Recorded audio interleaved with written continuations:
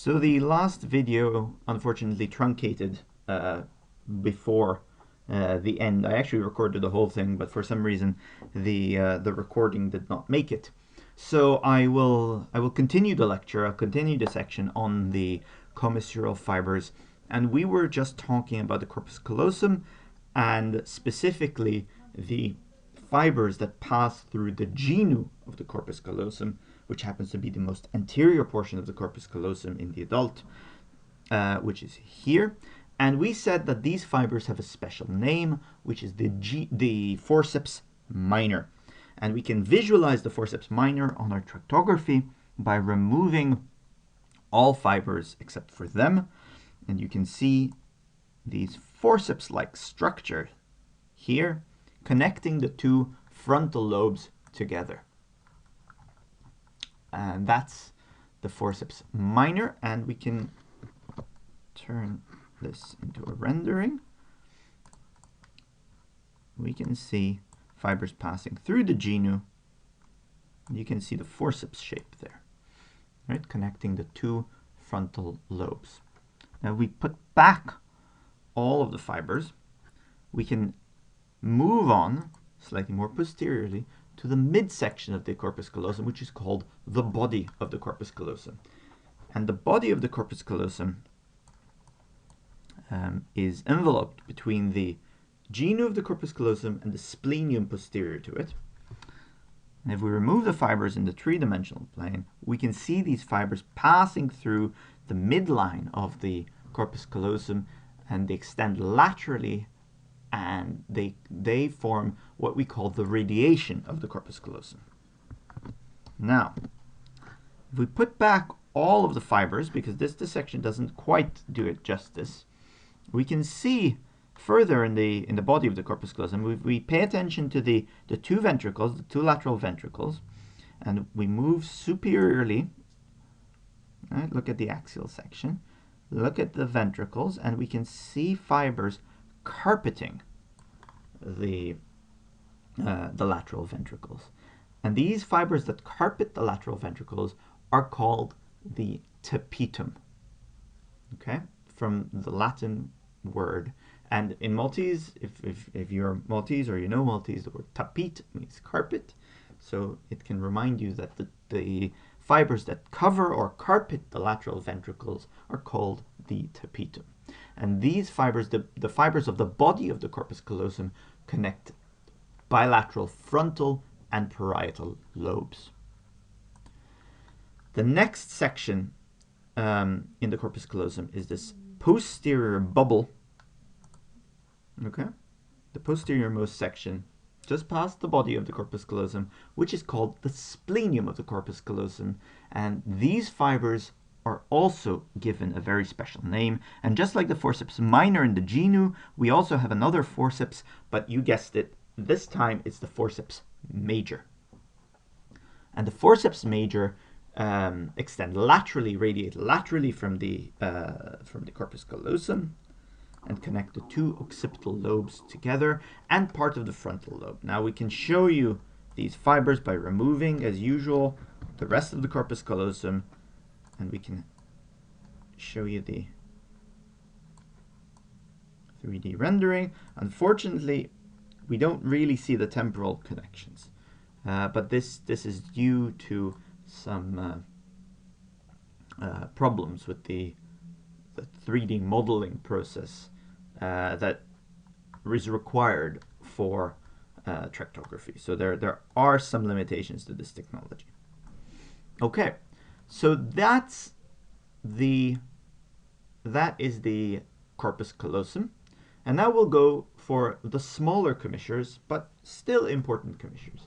And we'll start the next section with the anterior commissure. So I will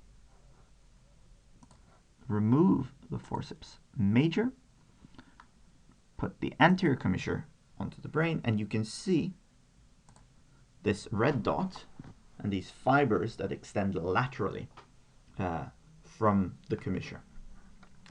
And this is the anterior commissure, which traverses the midline just anterior to the columns of the forceps, of the fornix. So you can already see the columns of the fornix here, but I can color them for you. And there are the columns of the fornix. Now, unfortunately, in this rendition, you're sort of seeing the column of the fornix envelop the anterior commissure, but you need to remember that traditionally it's described as anterior to the fornix, and it is within the lamina terminalis. Now remember, the lamina terminalis is the anterior-most end of the neural tube in embryology, and I can show you an image. Okay, and there's the lamina terminalis. We can trace lamina terminalis is right there. Okay, so you can see the lamina terminalis, perhaps not as well in the MRI, because as I said, this is an average brain, so some very fine details will be obscured. Now, so we've gone over the anterior commissure. The anterior commissure, the fibers of the anterior commissure connect the middle and inferior temporal gyri bilaterally. You can see these temporal gyri connections to the temporal gyrus, and also the olfactory cortex of the temporal lobe around the uncus of the temporal lobe in the medial portion of the temporal lobe, and also the olfactory bulb. Now, the rendering of, I won't 3D render the anterior commissure because there are a lot of fibers that are possible to be false positives due to the tractography limitations. So I'll stick to this orthogonal view for the anterior commissure. The next fiber that I want to show you, I'll remove the fornix, is the posterior commissure. And I'll keep the anterior commissure on at this point, just to show you that you can actually draw a straight line from the anterior commissure to the posterior commissure in this MRI, and that defines the standard orientation of MRIs. So when we do MRIs, we try to align the anterior and posterior commissure so that everyone is within the same general space, and we try to do that when taking the image, and even in post-processing if we want to wiggle the image about, to have a standard orientation so that everything is described within the same coordinate system, so that when I say something is superior to something else, it makes sense because all brains are oriented in the same way.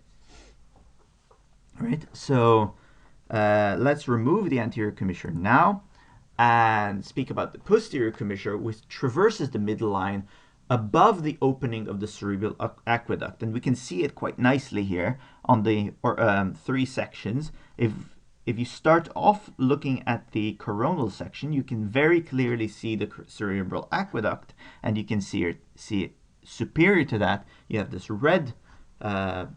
these red fibers that are traversing. Remember, red are these commissures traversing left-right. Red fibers right superior to it, and very nicely also in the sagittal section, you can see the extent of the cerebral aqueduct. And just superior to that, you can also see the posterior commissure, which is quite nice. Okay, so we have these fibers superior to the cerebral aqueduct, and it's related also to the inferior part of the stalk of the pineal gland. These fibers connect the pretectal nuclei to the Edinger-Westphal nuclei. Now, some of you may be thinking that this doesn't quite fit the definition that we gave to commissural fibers, because we mentioned that commissural fibers connect cortical regions together from contralateral hemispheres. So, and in fact, the posterior commissure is not a true commissure because it's connecting subcortical nuclei.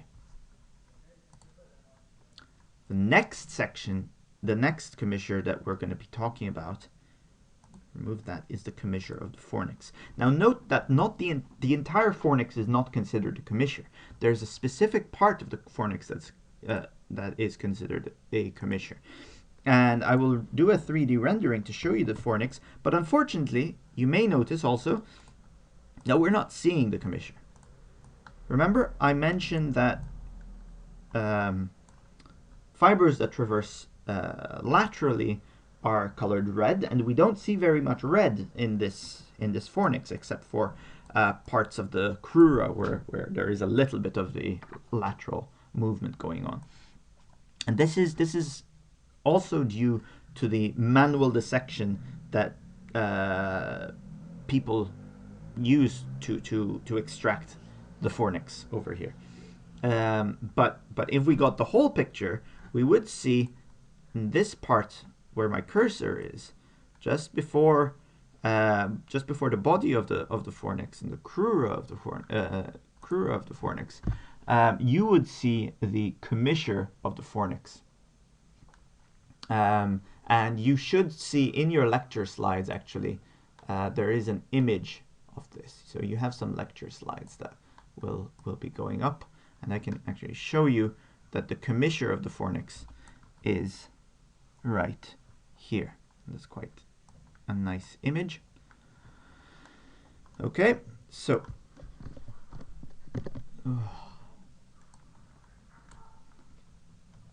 that's the fornix. And note that the fornix in general, just as a reminder, is the output of the hippocampus to the hypothalamus, specifically to the mammillary bodies of the hypothalamus. But the commissure of the fornix connects the hippocampal formations bilaterally. The fornix. And our last commissure is the habenular commissure. Now the habenular commissure is a very small commissure, and I don't have a satisfactory tractography to show you, but it's a small bundle of nerves that cross the midline and the superior part of the root of the pineal gland, and it connects afferent inputs to the habenular nuclei. Now I'll bring the image again, and we can see the posterior commissure here, just superior to the aqueduct, and just superior to that is the habenular commissure.